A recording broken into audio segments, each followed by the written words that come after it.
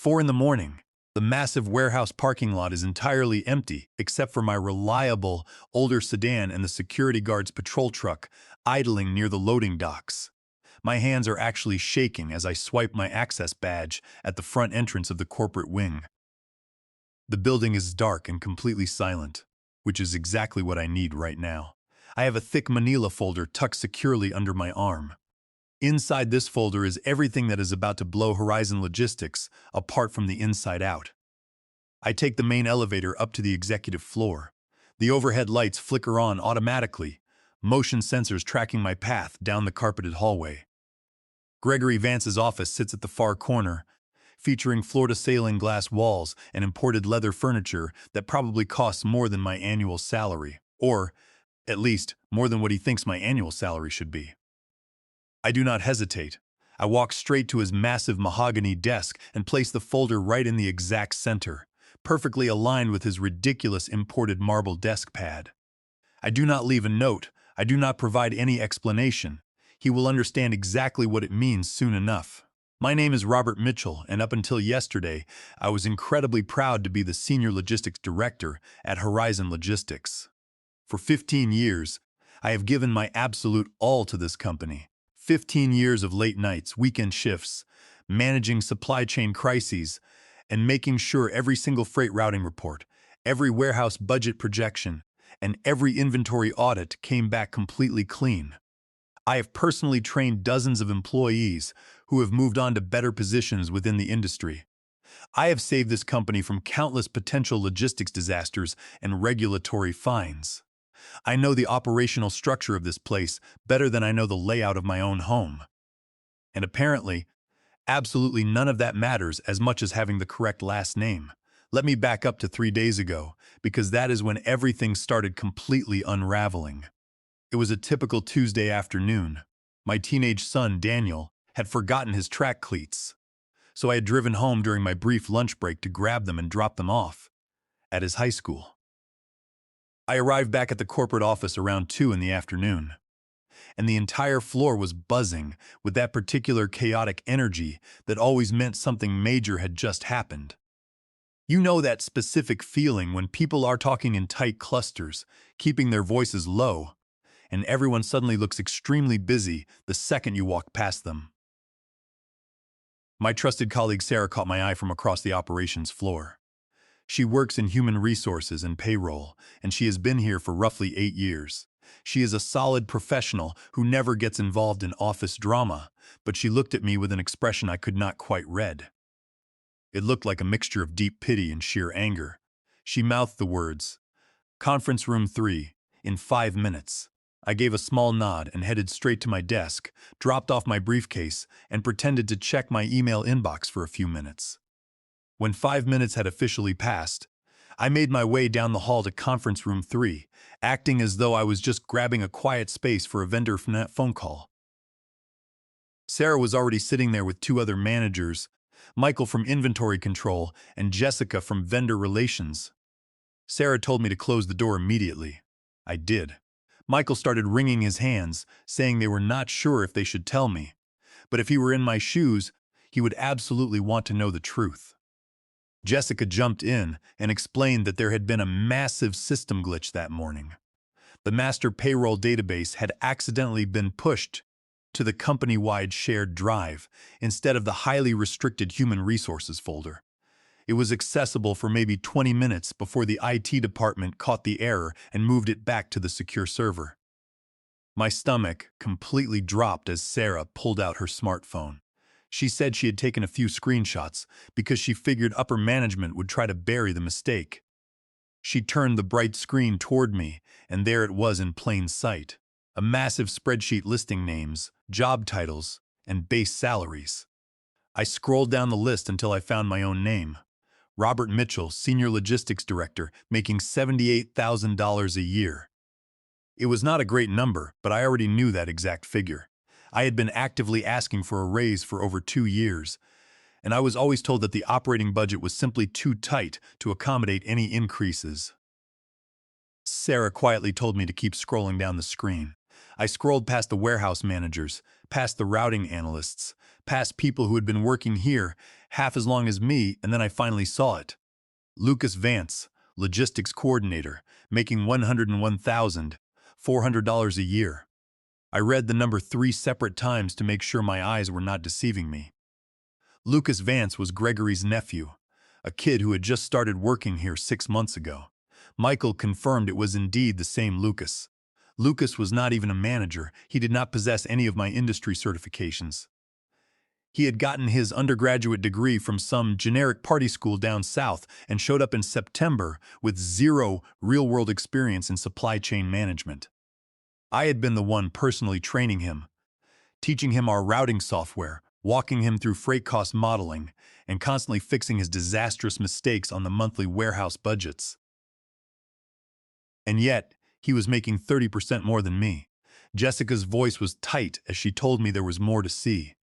She pointed to another name further down the list. I found Thomas Brennan, our senior operations analyst, who made $73,000 after 12 years of loyal service.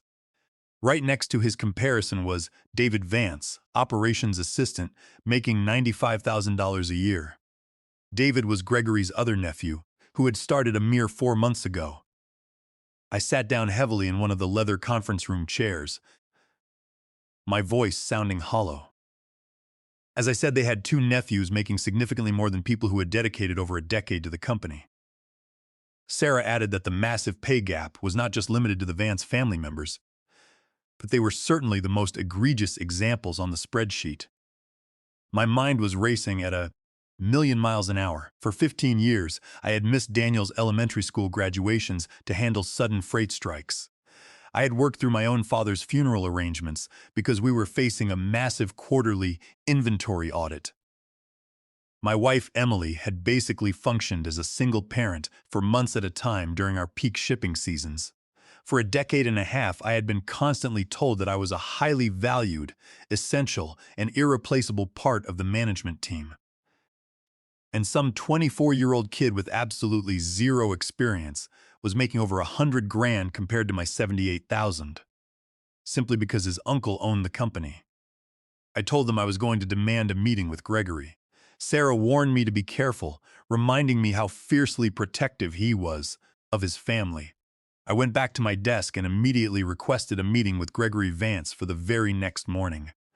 His executive assistant confirmed my appointment for 9 o'clock sharp. That evening, I barely slept a wink. My wife Emily could instantly tell something was fundamentally wrong the moment I walked through the front door, but I could not quite put the sheer betrayal into words just yet. How do you possibly explain to your spouse that you have just discovered your immense worth has been systematically undervalued for years? How do you explain that the company you have been fiercely loyal to has been paying inexperienced family members vastly more money for doing significantly less work, all while repeatedly telling you the operational budget is simply too tight for your long overdue raise? Daniel asked me to help him with his algebra homework after dinner, and I nearly lost my temper over a simple misplaced variable. Emily gently took over homework duty while I sat at the kitchen table, staring blankly at my glowing laptop screen. Eventually, I opened up and told her absolutely everything. I told her about the system glitch, the massive salary gap, and the upcoming meeting with Gregory. Emily's expression shifted from deep concern to absolute fury in a matter of seconds. She reminded me of all the family vacations we had canceled and all the late nights I had sacrificed for a company that clearly viewed me as nothing more than cheap labor. I pulled up every single piece of professional documentation I had meticulously saved over the years. I reviewed all my performance evaluations, which were universally excellent. I found countless emails from Gregory himself, directly praising my innovative work and leadership. I found the documentation from the time I had caught a $300,000 discrepancy in a vendor contract that would have completely tanked a major client relationship. I reviewed the automated routing system I had implemented that literally saved the company 40 hours of manual administrative work every single week. I had an absolute mountain of undeniable proof, a decade and a half of concrete evidence showing that I was exactly as exceptionally good at my job as I knew I was. and somehow it still was not worth as much as simply being related to the boss. The next morning, I showed up at Gregory's office at exactly 9 o'clock. He was sitting comfortably behind his massive wooden desk, casually scrolling through his smartphone. He greeted me without even bothering to look up from his screen, asking what he could do for me today. I firmly stated that we needed to discuss my current compensation package. That statement finally got his attention. He set his expensive phone down and leaned back in his plush executive chair, one of those ridiculously expensive ergonomic models that probably cost $3,000. Gregory Vance was 56 years old, featuring the kind of perpetual tan that only comes from golfing 4 times a week at an exclusive country club. He always wore incredibly expensive tailored suits and had his graying hair styled every 2 weeks at some high-end salon downtown that charged $200 a visit. Everything about his entire demeanor screamed generational wealth, the kind of comfortable money that had always been there and always would be.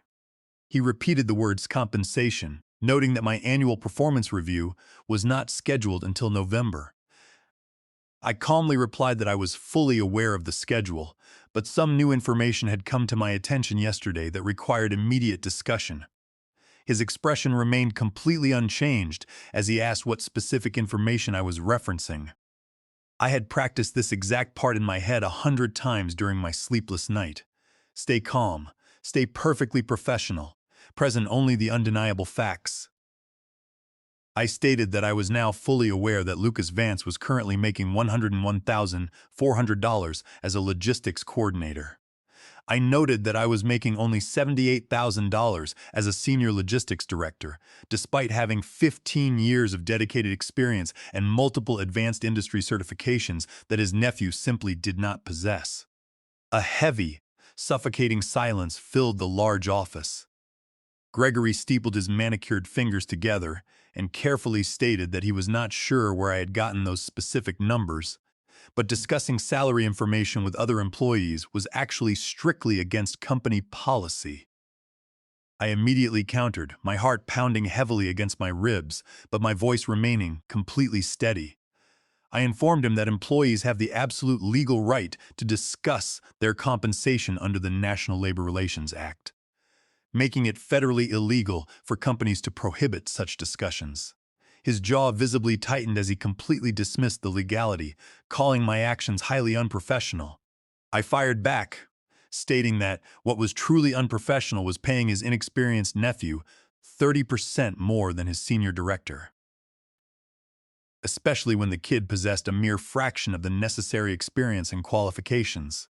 The temperature in the executive office seemed to drop 20 degrees in an instant. Gregory stood up slowly, planting his hands firmly on his desk.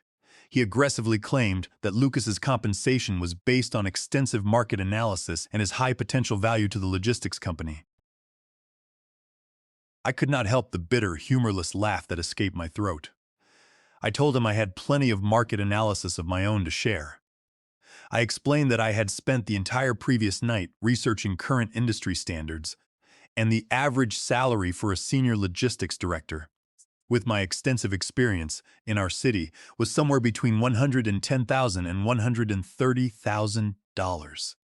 I pointed out that I was currently being paid $32,000 below the absolute lowest end of that accepted market range. Gregory deflected, claiming different companies have vastly different budget constraints. I coldly pointed out that somehow the company budget had plenty of room for Lucas at over $100,000 and David at $95,000. Both of whom were his nephews, both of whom had started within the last 6 months. Both of whom were making significantly more than loyal employees who had been keeping the company afloat for over a decade. Gregory's face was rapidly reddening with mounting anger. He demanded to know if I was accusing him of something improper. I held my ground, stating I was simply presenting facts and asking for fair and equitable compensation. I clearly laid out my demands.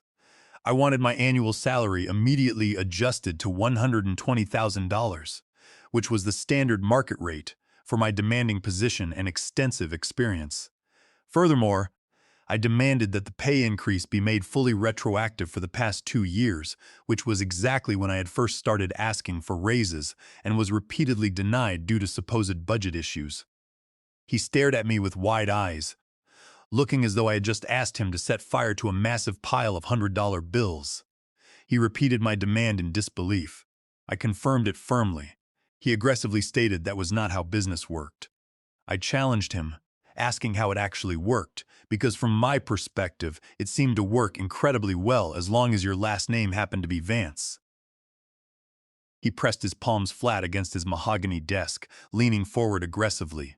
He loudly declared that his nephews were paid based on their stellar education, their future potential, and the immense value they brought to the organization.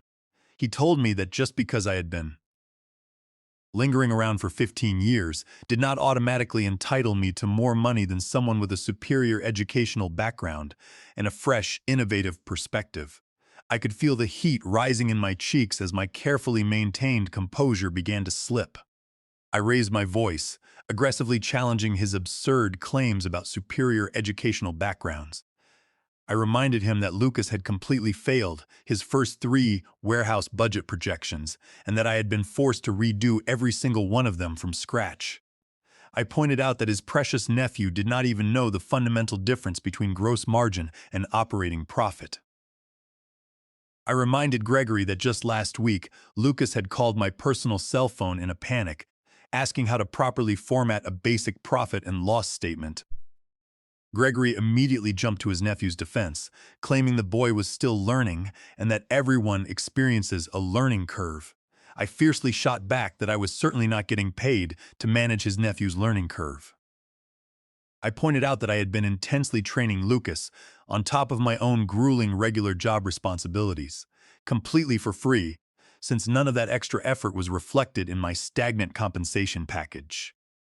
Gregory walked over to his massive corner window, shoving his hands deep into his expensive tailored pockets. It was a classic corporate power move, designed to make the subordinates stare at their superior's back while the boss took their sweet time to think. When he finally turned back around to face me, his expression was carefully and infuriatingly neutral. He offered what he clearly believed was a generous compromise. He stated he could authorize a 5% raise for me, effective at the start of the next fiscal quarter. That meager increase would put my salary at exactly $81,900, 5%. After a decade and a half of loyal service, that was his grand solution. I plainly told him the offer was deeply insulting. He coldly replied that it was exactly what was currently available in the operating budget. I immediately countered, demanding to know how over $100,000 was somehow magically available for Lucas just 6 short months ago. Gregory dismissively stated that Lucas's unique situation was entirely different because he was family, citing multiple complex business factors that I was supposedly not authorized to discuss. We stood there, staring at each other across the expanse of his ridiculous mahogany desk. This was the man I had tirelessly worked for and supported for 15 long years. This was the man who had attended my wedding reception, who had generously sent a silver rattle when my son Daniel was born, and who had repeatedly told me I was one of the most fundamentally valuable members of his entire executive team. And yet, he was standing right in front of me, confidently telling me I was worth over $20,000 less than his completely incompetent nephew, a kid who could not even tell a basic freight invoice from a utility bill. I asked him if that was truly his final offer. He coldly replied that it was the best he could possibly do, telling me to take it or leave it. Take it or leave it. Those 5 dismissive words echoed loudly in my head as I turned around and walked out of his plush office. Take it or leave it. He said it as if I was the one being completely unreasonable. He acted like my request for equal and fair pay was some kind of outrageous, greedy demand. I managed to make it back to my desk before the true, boiling anger really hit my system. Sarah caught my eye from across the busy operations floor, raising her eyebrows in a silent question. I simply shook my head, unable to articulate the sheer disrespect I had just endured. The rest of the workday was an absolute blur of mundane tasks. I mindlessly went through the motions of my demanding job, reviewing shipping reports, answering urgent vendor emails, and attending a pointless strategy meeting about fourth quarter logistical projections. All of it felt incredibly surreal, almost as if I was watching myself operate from entirely outside my own physical body. When I finally got home that evening, my wife Emily took one single look at my exhausted face and immediately sent Daniel to play video games in his room. She asked me exactly what had happened. I sat down heavily at the kitchen island and told her absolutely everything. I detailed the infuriating conversation about the salary gap, the tense meeting with Gregory, and his insulting take it or leave it ultimatum. Emily's expression transitioned from deep concern to absolute, unbridled fury in about 30 seconds flat. She was absolutely livid that after 15 years of immense sacrifice, my loyalty was deemed worthless compared to a famous last name and 6 months of incompetence. She asked me what my next move was going to be. That was the ultimate question, was it not? I could easily choose to take it. I could meekly accept the insulting 5% raise, keep my head down, and quietly continue working 60-hour weeks for severely below market pay, all while watching Gregory's entitled nephews effortlessly coast through life on their privileged family connections. Or I could choose to leave it.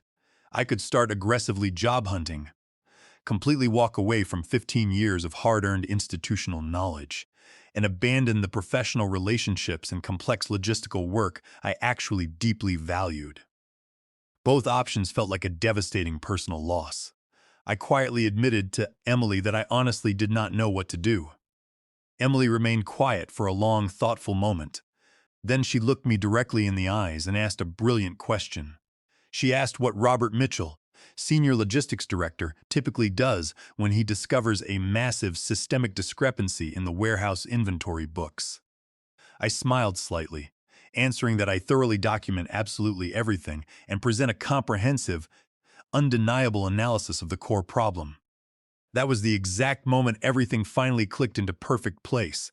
I spent that entire night aggressively typing away at my laptop computer.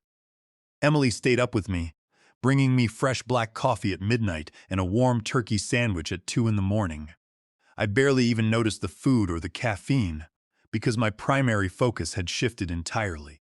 I was no longer just documenting my own personal salary gap. I was methodically documenting absolutely everything wrong with the company's financial structure.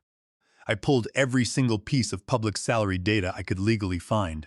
I deeply analyzed our company's overall compensation structure, from the top executives down to the warehouse floor. I built complex, detailed spreadsheets comparing experience levels, educational backgrounds, industry certifications, and base pay across the entire logistics organization. The resulting patterns were completely impossible to ignore or justify. Female managers at Horizon Logistics made an average of 23% less than their male counterparts in comparable leadership positions. Dedicated employees over the age of 40 consistently made less than younger. Newly hired employees managing similar job responsibilities. And the two Vance nephews, they were inexplicably the highest paid non-executive employees in the entire corporation, despite being the absolute least experienced by a massive margin. But that was not even the most damning part of my extensive research. I had been intimately involved in managing the operational budgets for 15 years. I knew exactly where all the financial bodies were buried, and more importantly, I knew exactly what Gregory did not realize I knew. Because Horizon Logistics offered an employee stock ownership plan to its workers, Gregory had a strict legal fiduciary duty under the Employee Retirement Income Security Act to act in the best financial interest of the plan participants. By purposefully draining company profits to vastly overpay his incompetent family members, he was directly breaching that federal fiduciary duty and actively devaluing the employee stock shares. 6 months ago, the company had proudly posted record-breaking quarterly profits. It was the biggest, most successful year in our corporate history. Gregory had sent out a jubilant company-wide email celebrating our massive success and thanking everyone for their incredibly hard work. During that exact same financial quarter, he had quietly given himself a massive $400,000 executive bonus, hired his two nephews at wildly inflated salaries, and then had the audacity to tell the rest of his loyal staff that the operating budget was simply too tight for any merit raises. I meticulously documented all of it. I created comprehensive charts, detailed graphs, extensive salary comparisons, and analyzed profit and loss statements.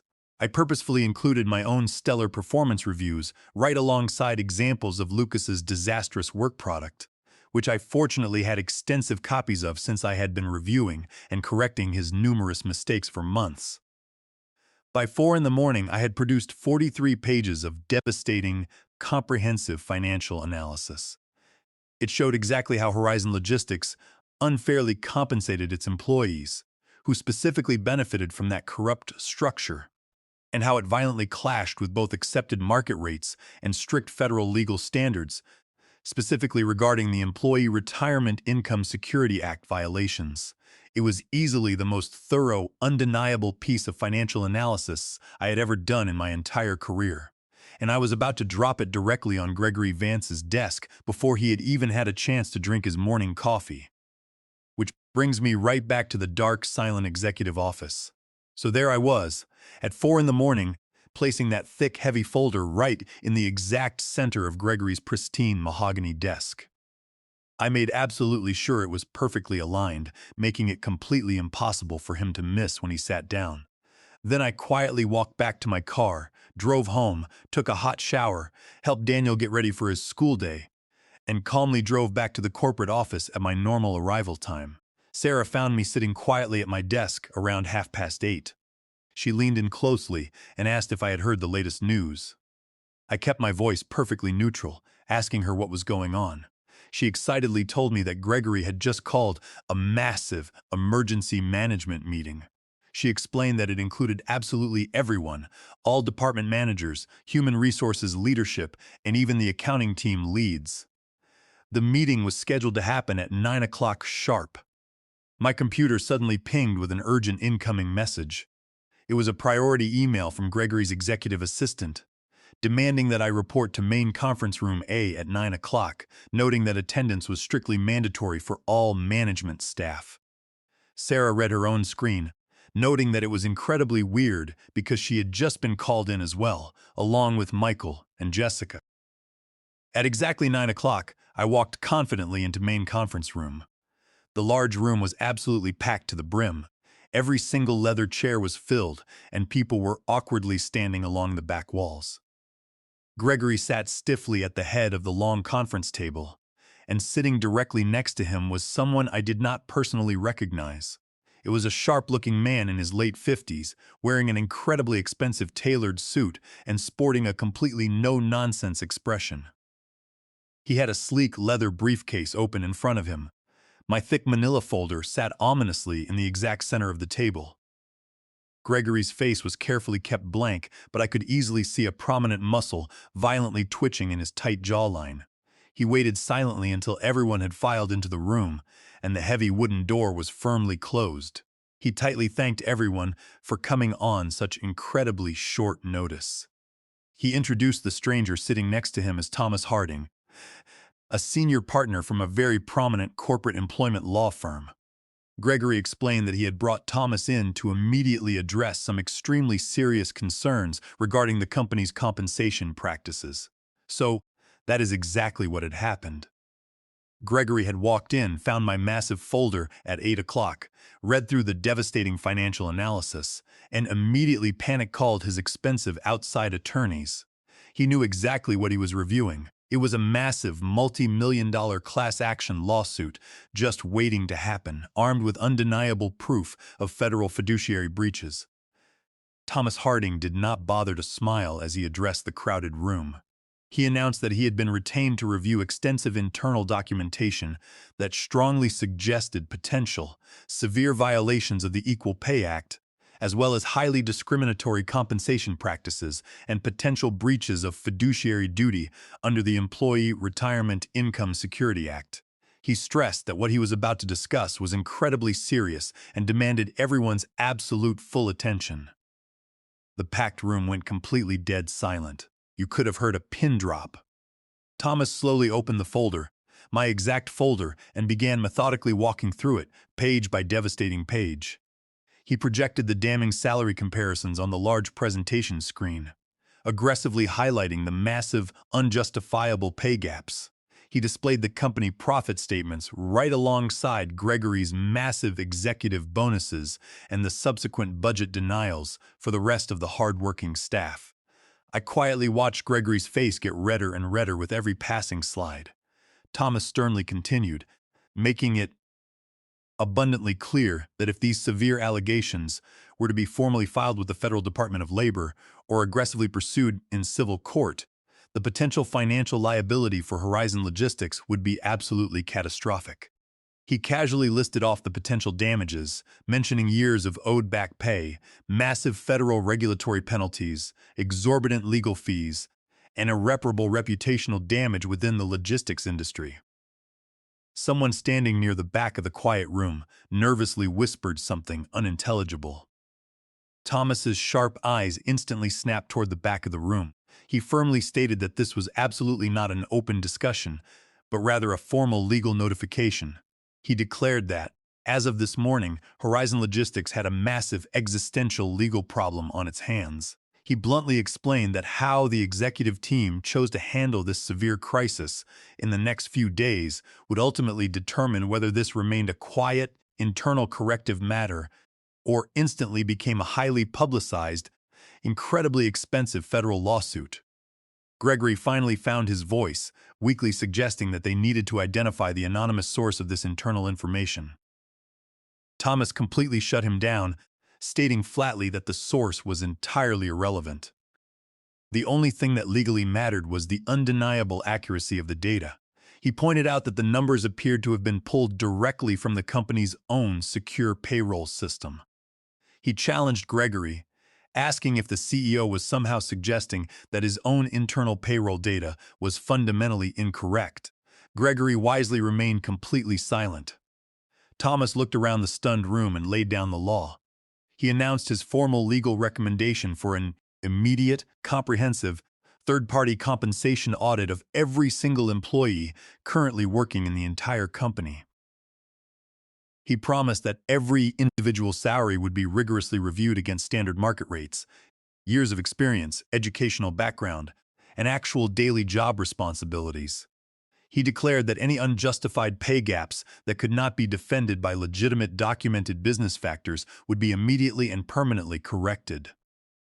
Gregory started to aggressively protest, complaining about the massive cost of such an audit. Thomas sharply interrupted him, stating that an audit would cost significantly less than a massive class action lawsuit.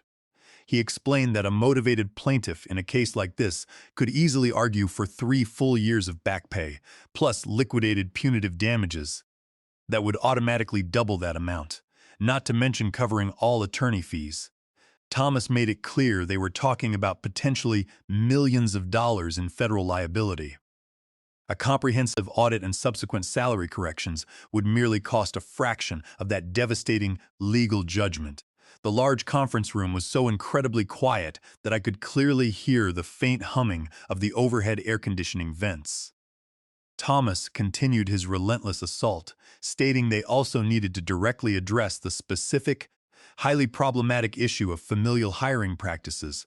He clarified that employing family members within an organization was not inherently illegal. However, drastically overpaying them compared to non-family employees performing the exact same or greater work absolutely established a clear, illegal pattern of systemic discrimination and represented a massive breach of fiduciary duty to the employee's shareholders. Lucas was sitting 3 seats down from me, and his arrogant face had gone completely pale, entirely drained of blood. Thomas strongly recommended that all family member salaries be immediately reviewed and severely adjusted downward to match their actual entry-level positions, lack of experience, and standard market rates. He bluntly stated that if those specific employees chose to angrily resign as a result of the necessary salary reductions, then that was entirely their own personal choice to make. Gregory's hands were clenched into tight fists on top of the conference table. He angrily asked if Thomas was actually demanding that he drastically cut his own nephew's paychecks. Thomas stared him down, firmly stating that Gregory needed to pay his nephews exactly what their entry-level jobs were actually worth. not what he generously felt like handing them from the company coffers. He added a final chilling warning, asking Gregory if he would prefer to try and legally defend his current, corrupt compensation structure in a federal courtroom in front of a hostile jury. Someone's cell phone buzzed loudly in the tense silence, followed quickly by another. The nervous energy in the large room was absolutely electric. Thomas decisively closed the manila folder. He demanded absolute, unrestricted access to all human resources files, complete payroll records, and extensive personnel documentation by the close of business that very same day. He specifically requested historical performance reviews, detailed job descriptions, and original hiring records for every single employee on the payroll. He declared that the comprehensive audit was starting immediately. He looked directly into Gregory's eyes, stating that this massive problem was still fixable. But only if they fixed it right now, before some disgruntled employee took the damning evidence outside the building to the federal authorities. He asked Gregory if he made himself crystal clear. Gregory gritted his teeth and forced out an agreement. Thomas abruptly dismissed the meeting, sending everyone back to work, except for Gregory and the Human Resources leadership team. The aftermath was swift. The audit exposed everything, resulting in $2.3 million in back pay across the company. I took my massive settlement and quickly moved on to a highly respected rival firm, leaving Horizon Logistics and its corrupt leadership entirely behind.